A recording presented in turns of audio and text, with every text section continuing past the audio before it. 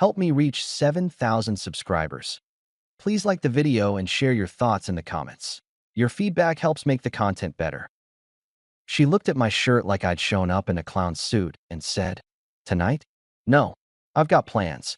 I booked the table." I told her, phone still in my hand. 7 p.m.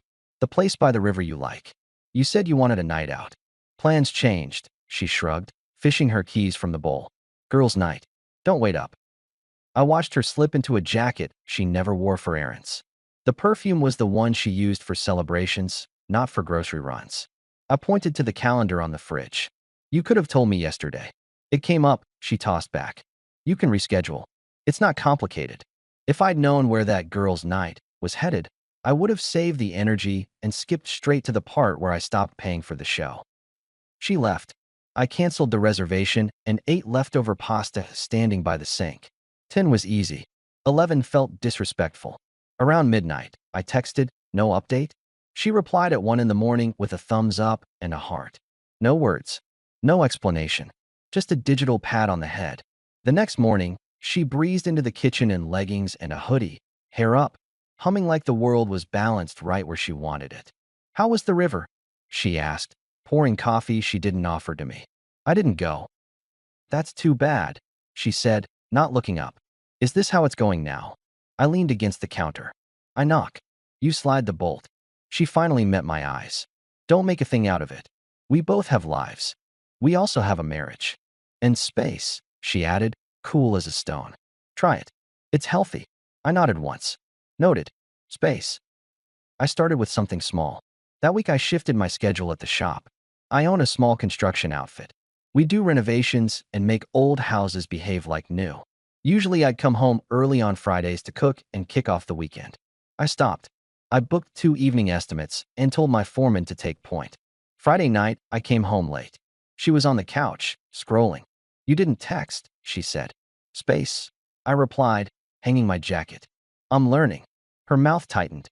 The first signal is never the shape you expect, just a puzzle piece tossed on the table to see if you notice. 2 nights later, she did it again. "I'm going to Melissa's," she announced, halfway to the door. "I don't know Melissa." "It's not an interview," she replied, grabbing the good handbag. "I don't know a resume." "You don't know explanations," I agreed. "But I'm also not a coat rack." "That makes one of us," she muttered and left. The following morning, I made omelets. She ate in the dining room with her phone standing against a glass like a tiny TV. I sat opposite her. "You've been distant," I said, cutting to it. "I've been busy." "With what?" She set down the fork. "You like control. I'm not asking for it. I like respect." "Same," she answered.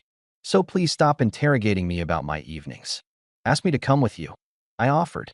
"Or let's call the girls over here. You always say you hate the drive." "I don't want to entertain. I want to relax." "Is that allowed?" "I'm not your warden." "Then stop acting like one." I took my plate to the sink. "I'm done chasing," I said, rinsing it. "If you want a marriage that looks like one, knock. Otherwise, you get exactly what you're giving. Which is distance." She laughed into her coffee. "Sure, tough guy." It wasn't tough. It was arithmetic. Give what you get. Take what you're handed and measure it before you let it inside. At my shop Monday, my buddy Harris, our electrician, watched me chew on the same conversation.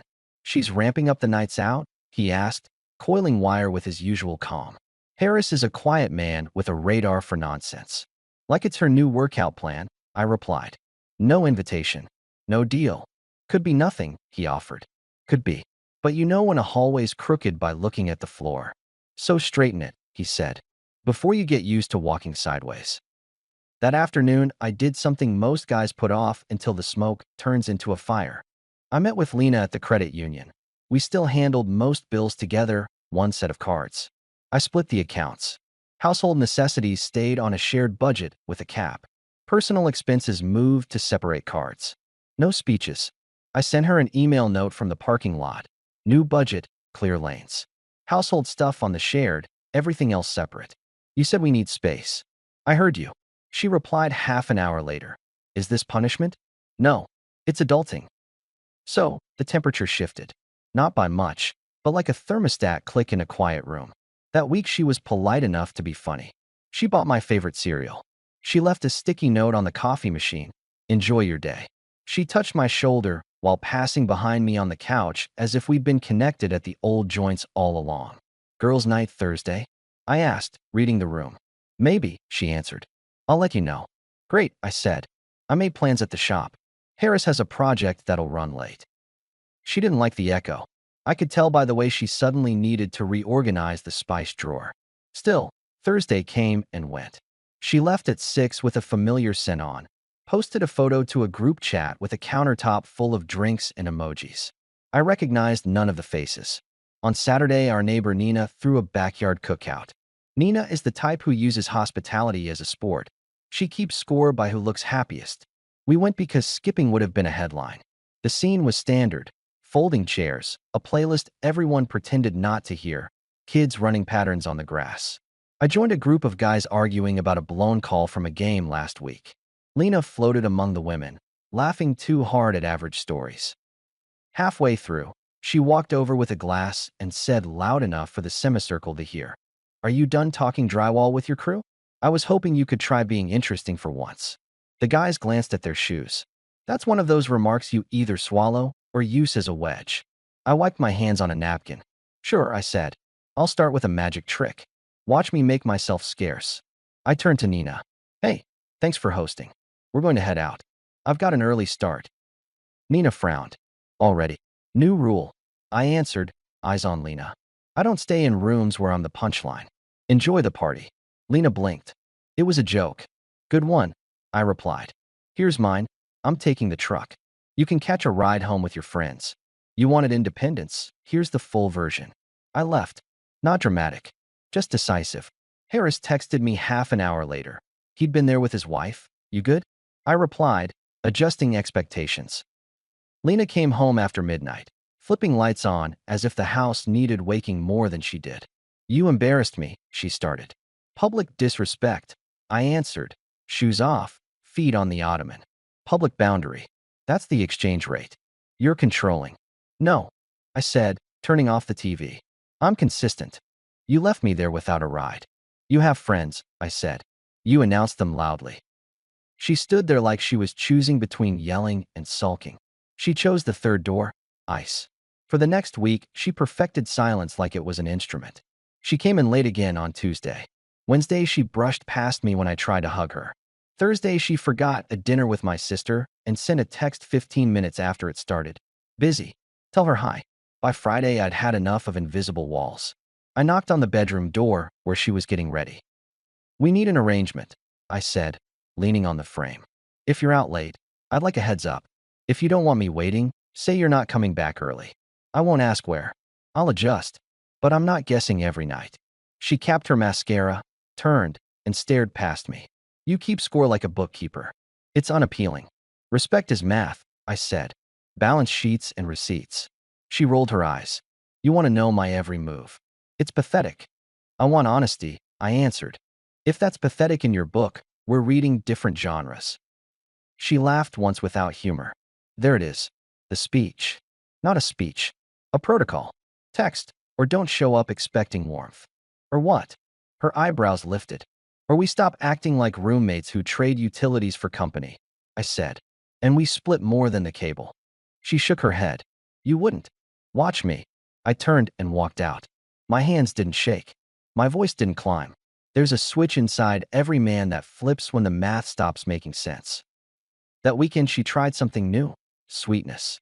She cooked pancakes on Sunday, something she'd done twice in the last year. She asked about a project of mine with interest that didn't sound borrowed.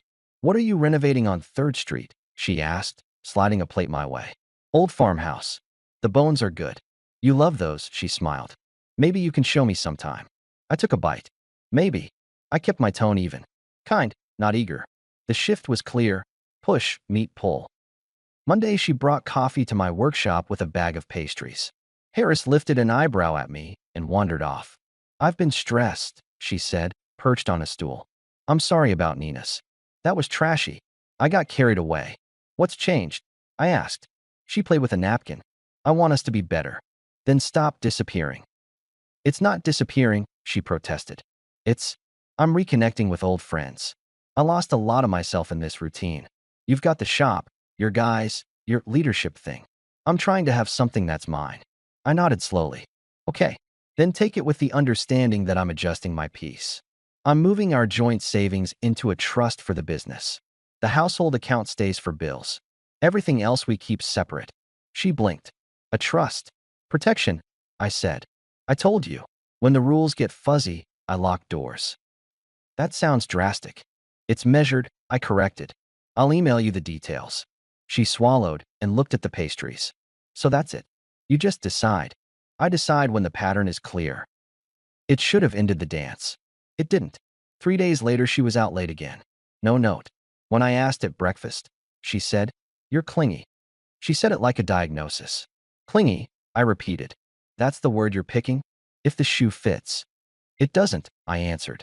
And I'm not trying it on to amuse you. That afternoon, I called a private investigator. His name is Dalton. He's the kind of guy who wears neutral colors and remembers faces for a living. I don't want drama, I told him in his office. I want clarity. She's out often, no transparency, energy shifted. If there's a pattern with someone, I need to know. If it's nothing, I'll own the paranoia and move on differently. He nodded like he'd heard the same math before. 3 days, he said. Maybe 4. I'll send whatever I find. 2 days later, my phone buzzed while I was finishing a bid on a kitchen. Images came through one after another. Lena stepping into a familiar townhouse I recognized from a neighborhood over, the kind with the same porch chairs years after they were fashionable. Another shot, her at a restaurant with a man leaning too close across a table, his hand on her wrist. The same man at the townhouse door, key in his other hand. The caption under the last image, Mike, according to the mailbox. I stared at the phone until Harris spoke from the doorway. Bad. It's enough, I said. He didn't ask for details. We both know enough is a full sentence. I drove home on muscle memory. The house felt politely clean, like a hotel lobby. I went to my office and opened the safe. I had talked to a lawyer friend a week earlier when the idea of limits was still theory. He'd given me forms, drafts, checklists. I sent him a message with a single line, file it. Then I moved assets as we'd planned, company trucks, tools, cash reserves, into the trust. The household account stayed intact for bills. Her card limits adjusted to groceries and utilities. Nothing vindictive, just containment. That evening, Lena came home at 10. You're still up? She asked, dropping her keys. Working, I answered, eyes on the paperwork. We need to talk in the morning. Can't wait, she replied, too cheerful. I'm wiped. I slept in the guest room, not to punish her, to reset my own headspace. You don't think straight when your bed smells like a question. The next morning, she was friendly again. I'm sorry I've been off, she said, stirring oatmeal like a commercial. Things have been weird. Clear them up, I said. Tonight you and I are staying in. No phone marathons. No girls' night. We sit and we talk, and we decide what the next month looks like. If you're out again, I'll assume you decided without me. She bit her lip. I promised Melissa. You don't remember Melissa's last name? I cut in. If you want to keep your plans, keep them. I'll adjust my life accordingly. We'll talk, she said too quickly. Yes, tonight. It was a good line. It just didn't stick. 6 o'clock slid to 7, 7 to 8. At 9, she sent a message, don't wait up. I've got my keys. I left the door unlocked. I locked it. Then I went to bed. She didn't come back that night. Around noon the next day, she texted a photo of a latte with the caption, needed this. I read it 3 times because of the nerve it took to send it. At 5 in the afternoon, Dalton messaged again. More photos. Same man, same townhouse. A shot of Lena laughing in a dress she'd worn on our last anniversary. Another of them at a different restaurant, stepping into a car together. The lever inside me clicked. I called my lawyer friend. It's time, I said. He told me what signatures he needed, what to prepare, how to present it cleanly. No drama, no shouting, just facts. That evening, I cleaned the house. I put her mail in a neat stack. I laid the envelope with the documents by the stove where she usually dropped her bag. I printed the photos, not to wave in her face, but to answer the inevitable, you're imagining things. I set my phone on the counter with a note. The joint card limits were adjusted to prevent confusion. Household bills are covered. Around midnight, the motion detector pinged my phone. She opened the door, stepped inside, and said, before I could speak, I was just having dinner with friends. Relax. I handed her the envelope. Read. She opened it. She looked at the photos, flipped them like they were receipts for things she never intended to return. This is ridiculous, she announced, but there was no heat to it. Pack your things, I told her evenly, pointing to her suitcase in the closet. Go back to Mike. We're done. She lifted her chin. You think you're the moral police. You're not. You're tired. You're right, I answered. I'm tired of bad math. You won't make it to the finish line, she sneered. You get dramatic, and then you crawl back. I slid a pen across the counter. Sign. She signed, fast, like she wanted to beat me to the punch. She didn't even flip to the second page with the schedule for the property split, because there wasn't one. It was already done. She left the pen rolling into my palm, marched to the closet, and packed a suitcase like she was performing for an invisible audience. She paused at the door. You'll regret this, she announced to the hallway. I'll sleep tonight, I answered. She left with her head high, slamming the door hard enough to wake every picture frame. I exhaled in a way my body had been trying to since the first girls' night. Relief isn't a poem. It's a pressure valve. Mine finally opened. 2 days later, my phone lit up with her name. I let it ring once and picked up. I'm not a ghoster. You close a chapter, you don't smear it. Her voice trembled from the first word. He doesn't want this, she said. Mike, he said this doesn't work without the lifestyle. He said he's not paying for everything. He said that was your job. She gulped air. Can you undo the card limits? Just for now. I'll figure things out. I laughed. Short and clean. You thought I'd fund your hobby after you signed the papers? You're cruel, she snapped. You don't have to be like this. We can. No, I cut in. We can't. That was yesterday. That ended at my counter when you signed. Please, she started, and then words blurred into a messy plea. She threw reasons at me like pennies in a fountain. Habits, comfort, promises. She tried blame, then tears, then logic, then silence. You built a system, I told her when the noise paused. You ran it well. It failed when the money dried up. That's not my problem anymore. Take care of yourself. You'll be alone, she warned, desperate enough to reach for the cliché. I'm already less alone than I was with you. I replied and ended the call. I blocked the number. Then I put the phone down and went to work. That sounds cold. It's not. It's final. But final doesn't always mean quiet. For the next month, she came to the house like a weather front. Some days she was sunshine, crying on the porch about mistakes and learning and how she wanted to fix it. Some days she was lightning, pounding on the door, demanding to talk. I met her outside when she showed up while I was home. I kept the conversation short, hands in my jacket pockets, attentive like a doorman telling a guest she had the wrong hotel. Give me another chance, she would start every time. No, I'll do anything. I'm not taking bids. I was confused. You were busy, I corrected. I understand now. I'm glad. Use that understanding somewhere else. Please, she tried, but the word had no weight. It won't happen again. I'm not building a future that depends on you behaving under supervision, I told her. I want respect that lives here when no one's watching. You're unforgiving. I'm precise, I replied. Big difference. Once she showed up while Harris and I were loading tools. He watched from the truck bed, silent witness, letting me handle my own doorstep. She tried yet another angle. We can do counseling, she offered, as if she hadn't built entire weekends out of silence and half-truths. We owe it to everything we've built. What we built, I said, requires 2 people. You outsourced half of it to someone else's porch. That's not fair, she said. That's accurate, I corrected. Fair is not my job anymore. Accuracy is. She looked at Harris, maybe thinking an audience would help. He gave her nothing. You're cold, she said, a last throw. I'm calm, I answered. That's what you don't recognize. The shouting ended the moment I stopped needing you to hear me. She kept coming, expecting the door to soften with consistency. It didn't. After week 3, she tried another tactic. She left a note tucked under my wiper. I'll be at the coffee place Saturday at 10. If you don't show, I'll know you meant it. I didn't show. She knew. The last time I saw her was on a gray afternoon, her hair pulled back like the first weeks when she'd played nice. She stood on my porch and didn't knock. I opened the door first. Lena, I said, neutral. I'm leaving town, she replied. Parents' place. I need time. I hope you're happy. I'm steady, I said. There's a difference. She nodded like the word hurt her teeth. Goodbye. Take care, I answered. Truly. She walked down the steps. I watched her go not with triumph, but with closure. That's what most men never get. They sit in the ash wondering where the fire went. I watched the last spark die and closed the door. After she left, the house changed temperature. The silence wasn't a weapon anymore. It was a room with the windows open. I bought a second-hand grill for the yard and learned to cook steaks without overthinking. I moved the couch to face the light instead of the TV.